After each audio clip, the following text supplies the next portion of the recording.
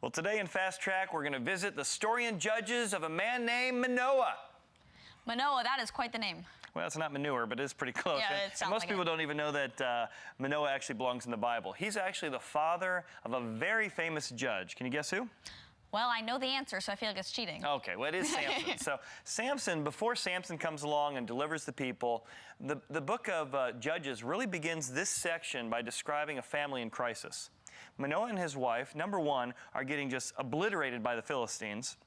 Land stolen, property stolen. They're going through these cycles of sin over and over and over again. It's a very difficult time. But besides nationally being a difficult time, religiously being a difficult time, personally it's very difficult as well because they're struggling with infertility.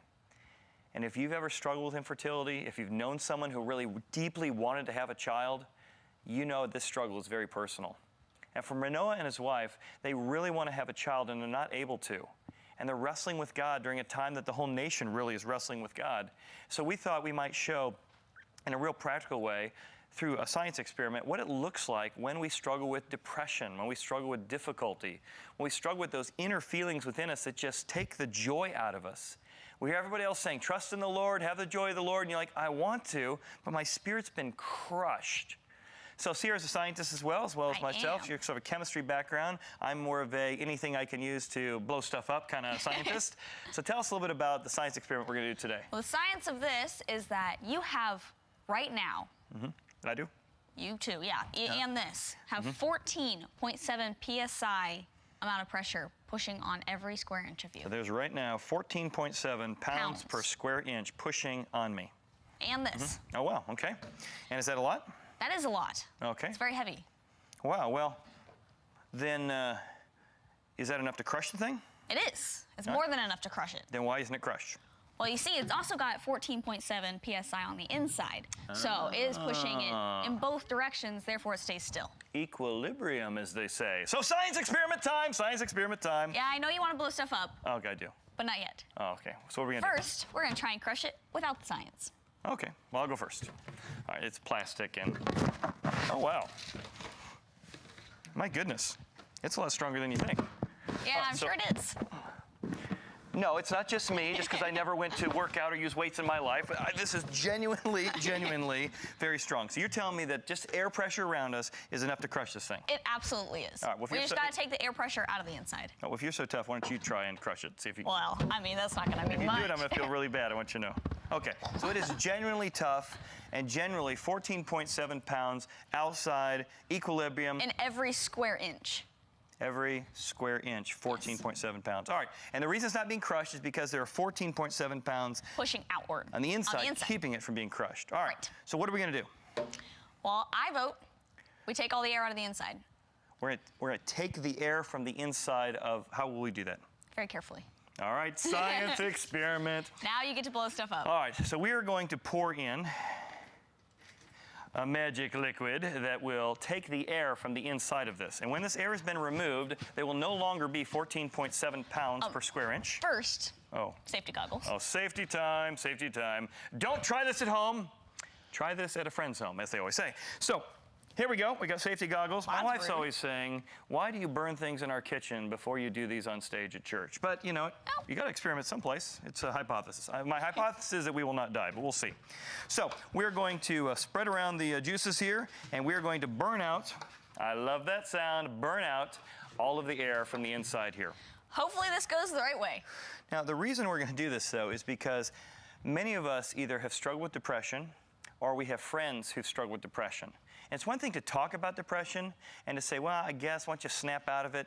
But when you actually go through depression, it's incredibly difficult because something inside of you has actually sucked the life out of you. And the normal pressures of life that a year ago, 2 years ago, prior to postpartum depression, prior to your kids leaving for college, you didn't have a problem with the normal pressures of life. But now they affect you more than anything else in the entire world. Yeah, you're finding yourself more emotional than before. You're finding yourself, you can't snap out of it the way you once did. And so I don't know what that trigger is for you. It's different for all of us, really. It is. It might be, when Sierra left to college, she wrote me this very nice note, and she left it on the kitchen table. And every time, I read it once, and I wept and wept and wept. And then I just looked at it on the kitchen table, and I would weep. It was a job transfer. I remember when I moved to a church I'm at now, I came out of a very difficult circumstance. I just felt like the life had been sucked out of me.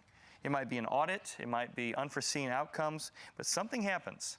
And when that happens, life literally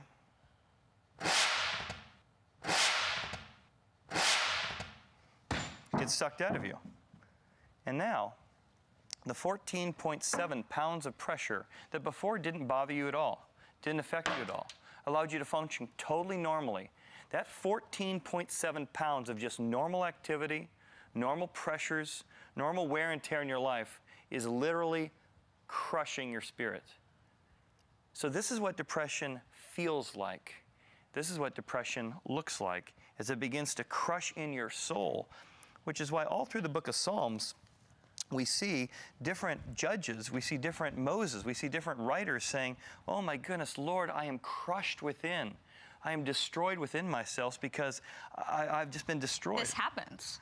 And so people can tell you, hey, snap out of it, but what you really need is for the Spirit of God to begin to come in, and it's a process of trying to put yourself back together and meditate on God's words and His promises to allow His Spirit to come back in during that time. And that might involve, medicine, because biochemically your brain gets mixed up. It might involve, cognitive thinking, meditating on God's truths.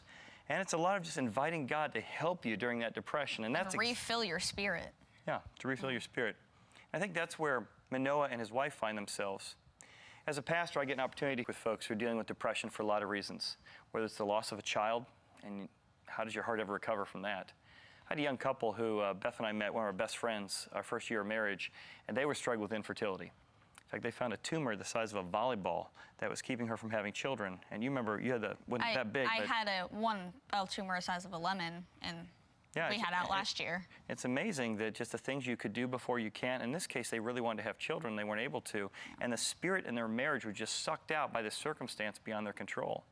As I mentioned earlier, the job I was at before, I just felt like every idea I ever suggested, every creative idea I tried to propose got shot down. And my wife would say that I left that church ready to get out of ministry because I just felt like maybe I don't fit. I mean, maybe the requirement to be overly serious or whatever, I just almost abandoned the ministry. I just had my self-concept, my self-image just beat down during that time. But whatever it is, God uses the fire metaphor a lot in the story of Samson. Samson does not go to battle with the Philistines the way God tells him to until he feels the sting of the Philistines on himself. Instead of trying to cast out the Philistines, he decided to marry one. Yeah, he decides to marry one, the woman from Timnah. Which, ironically, I've been there. Oh, have you? Well, he shows up, and as he's in this location, he has this riddle, and the Philistines actually pressure his fiancée to say, you tell us a riddle, or we're going to burn your house down. She does tell him. Samson's ticked off, anger problem, lust problem, Samson. He runs out and says, well, now I'm justified, and he actually kills a bunch of Philistines, gives them a bunch of coats for cheating, and then they get mad for him killing their friends. So they go and they burn down the house of his fiancée and the entire family. Wow, that is just horrible.